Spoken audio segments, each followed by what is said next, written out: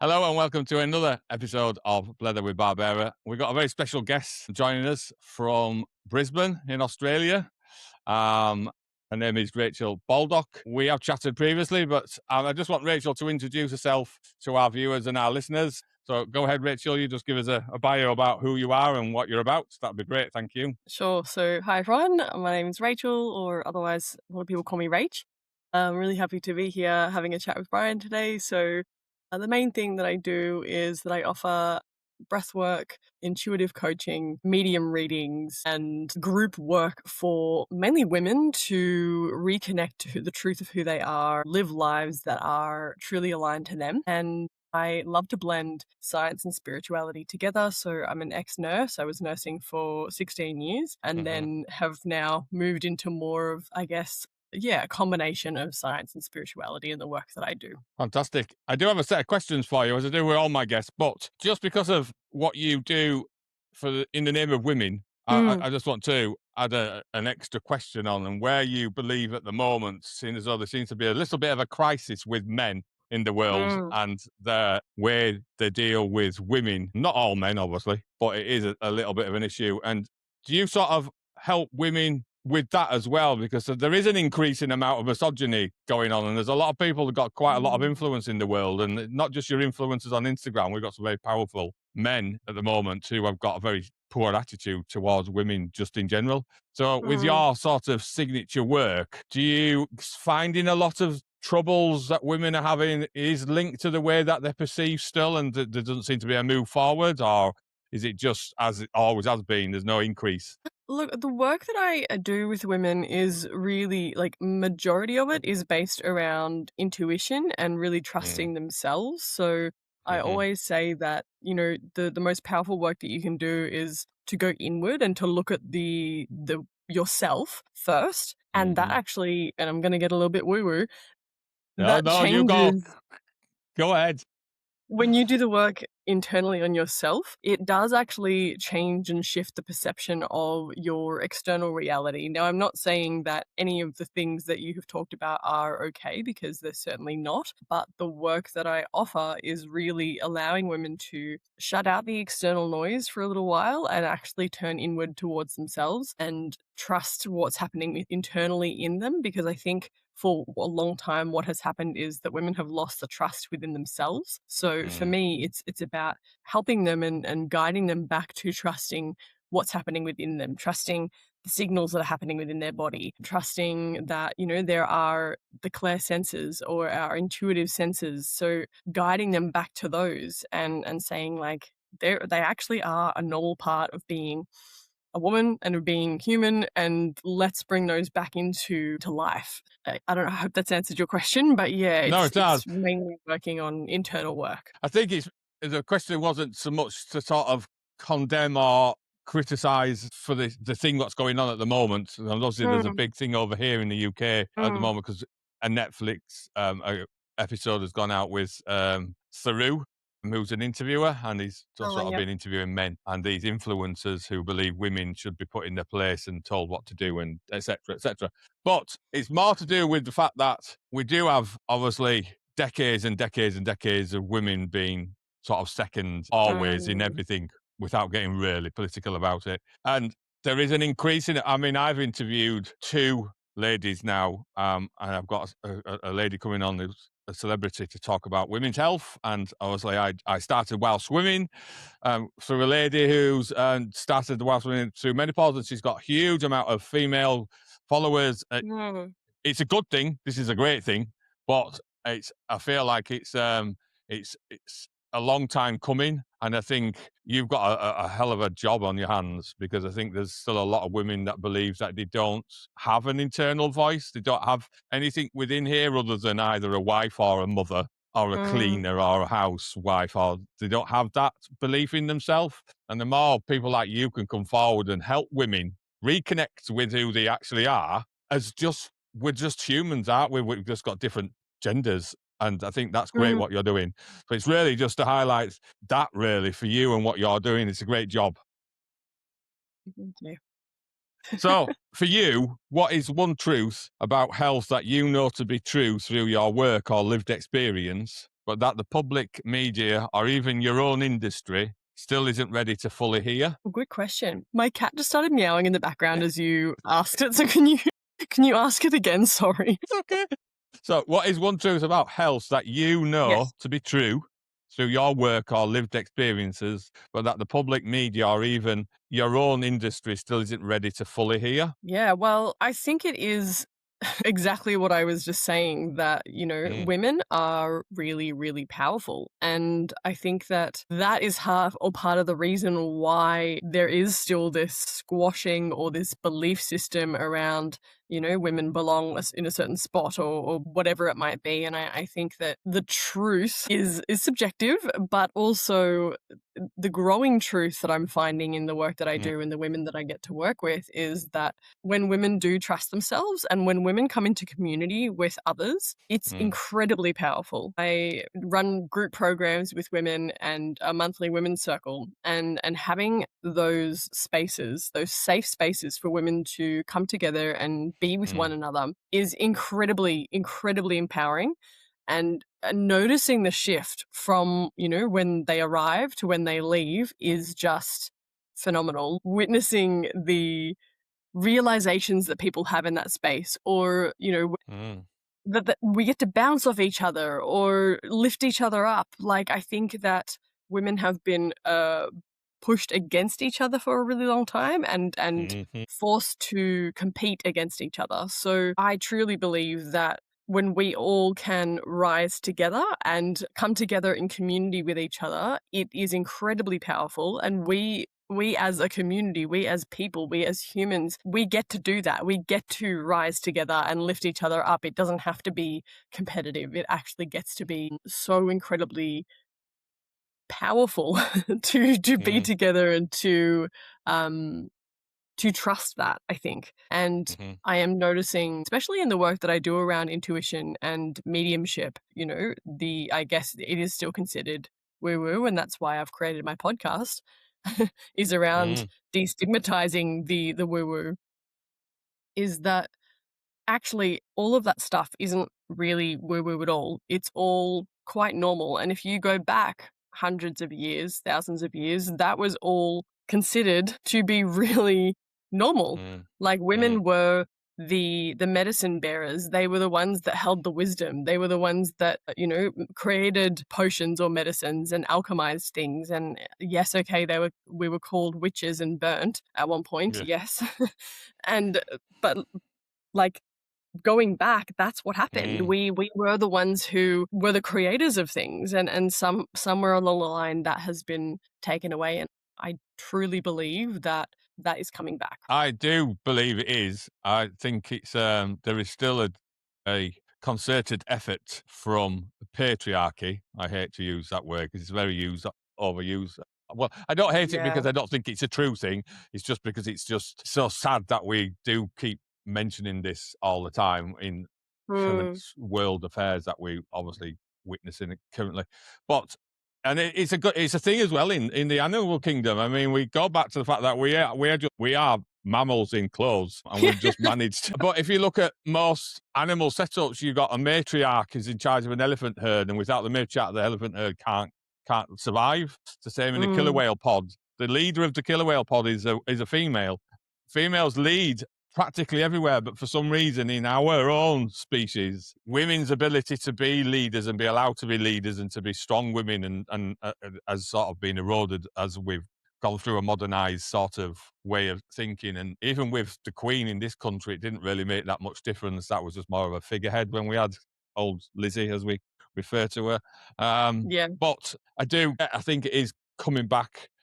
Think it. I'd like to see it sped up, the return of women, because I think we need a little bit of Mm. balance in the world at the moment, being so scary Yeah. as it is. So if we don't change how we talk about that truth that you've just explained to us, openly, honestly, and without shame, what do you believe the real human cost will be in 5 or 10 years from now? If what you're doing stalls, it doesn't go any further, and we don't get the breakthrough back to as it was in the day, where, as you say, women were medicine bearers, matriarchs, Mm. leaders, gel of a family unit. What do you think Mm. could happen? I mean, I feel it will just continue going on the way that it is. Like, it will just Mm, it will just continue being messy and like disorganized. And I don't know if you can relate to this or see this, but I just feel it's like it's so obvious that it's like, guys, this needs to change. Like, come on. Like shaking people and be like, what the fuck? I hope I can swear on your podcast. You can swear. It You can say whatever you want. I live in Scotland, so don't you worry about that. Yeah, sort. Yeah, I could you can just see it going, going down this road of continual suppression and like you've said, misogyny and like just I don't like to think about it because Yeah. I am someone who is very focused on what do you want to bring into the world? What do you want to see in the world? Mm, What changes are you doing every single day? So to even think about it is, yeah, I find it really like really no. uncomfortable because it's something that I am so focused on of like, I have a mission here. I am really dedicated to supporting as many women as possible who are ready to Mm, really awaken within themselves what I feel has been dormant or asleep for, a really long time. mm. And so I think that's as much as I'd like to say about it, because otherwise I find within myself I start getting like worked up and upset Yes. about it. I'm just like, No. no, Well, and I don't want to upset anybody, and certainly don't want to upset you because we've talked no. before. And I think, as I said, I mentioned just a few sentences back. I wild swim, Mm, which I absolutely love while swimming. And the lady that introduced me runs this group, and it's grown massively. She's got a huge following. beautiful. But whenever and I do it, as I said, I mentioned to you, I think last time I recently did a television program with a couple of celebrities that do wild swimming in Scotland. They're off BBC, Mm, and they asked the same question, and it's similar. It's what we're talking about. Why don't more men swim? That's the mhm, question that I got asked by the male in the celebrity couple, Greg. And to be honest with you, I couldn't really give him a proper answer. But in what we're talking about here, it feels it's almost like, well, that's a women thing and that's a man thing. So a man mm, thing is just watching contact sport like football, rugby, whatever. And a women thing is just, they sort of gossip in a little pond somewhere or they go sit on the beach. And it's just not at all like that. But with that group, and then within that group, there's other ladies that have got other groups and they do breathwork. In fact, strangely enough, I met a lady not so long ago, mm, directly after we interviewed, when you interviewed me for yours, I was in a yeah. sauna on the beach where I swim. So they have a swim outset. And the lady that I started talking to, because she was from where I'm originally from in England, and she happened to mention she does breastwork just like you. It's almost bizarre, Oh, but wow. there's more and more and more people going, do you know, I think there is this growing movement to go, I think the old way of dealing with stuff is not working for us anymore. It's outdated, it's antiquated, it's in medieval times. We don't need any of this stuff. We live in the 21st century. We're all modern people. Mm. And things need to change for the better. And I do believe that they will. It's just I'd like it a little bit quicker, if I'm honest with you, because I think it'd benefit us all if we just got on with it quicker and just got rid of some stuff that's not helping anybody really, other than a few people. So, moving on, your work blends science, embodiment, and spirituality in a way that feels Mm. grounded and real. So, how did your journey from nursing into breathwork and intuitive coaching shape that integrative approach? Such a great question. And before I answer that question, I would love to say that I have witnessed men being incredible humans. So, my Oh, beautiful partner, he is part of a men's group. They mm, catch up every single week. They go down to a creek together. They do men's work. So there's probably sometimes about 20 of them meeting. They do men's work. So they do journaling. They talk to each other about their feelings. mm, They have a different activity each week. So sometimes they'll do play. Sometimes they will learn how to make damper, so like a bread. They jump in the creek and they go for a swim, and then they go and mm, get a coffee. And like that just makes my heart so freaking happy to know that there is a group of men, and I think there's more around where I live doing this. They are meeting every week. They are committed, and they like it was his birthday last week. And all of them at the party, there was like 50 people there. They gathered in a circle together and they all mm. went around one by one and all complimented my partner and said what they love about him. Now, I think that is so unusual. I'm used to going to a party where men are just getting blind drunk. and, Mm, not like, not talking about their feelings. And so this I was like, "This is incredible to witness mm, men talking about their feelings, complimenting each other, speaking from the heart." So I think there is change happening, and I know that, like yes, you said, it is a bit smaller than maybe or slower than what we may like, but there definitely is beautiful men such as yourself, such as, thank you. these men that go to this men's group, and I think if we can keep focusing on that, it will continue to grow. Like, I really, really do believe that where you focus your energy is, there's a yogic saying that's like, where your attention goes, energy flows. So what you Yes, focus your attention on is going to expand. And so I'm a big believer in that.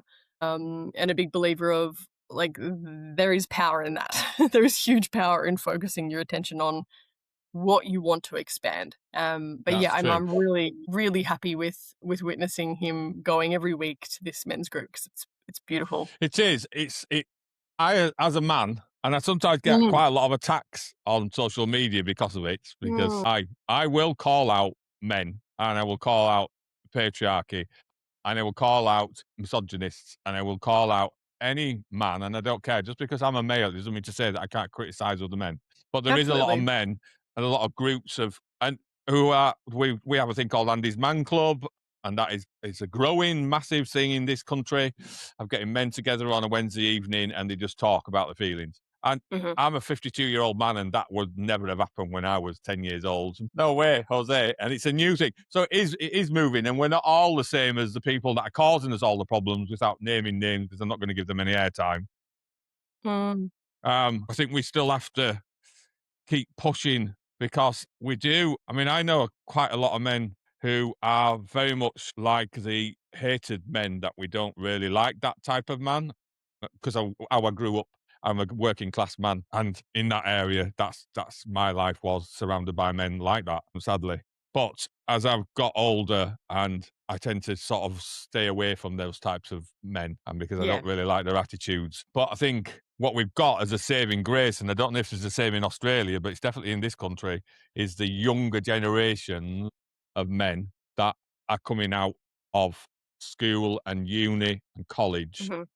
Yeah. They are coming out in droves with a better attitude towards people. It's Yep. not just all about the man, and everybody else is superfluous or just used or, just an accessory to my life. More, right, Mm, okay, well, we've got these types of people that, for example, they've got this sexuality, we've got these types of people, they've got this sort of gender, we've got these types of people with this color, we've got these types of people with this religious beliefs, and they are more tolerant. But it's because they're yep. aware of themselves. And I've always found that the men that I used to know and my relatives, alive and dead, was more of a sort of insecurity thing with those men. So the more insecure they were about themselves, the more they would project that insecurity into then sort of not very nice people. So very sort of negative talking and putting people down and suppressing people, Yes. violence against women, for example, and that type of thing. But we're seeing more and more of that. And men are going, oh, actually, I don't have to be like my granddad was or my dad was. I can actually just Yeah, be exactly.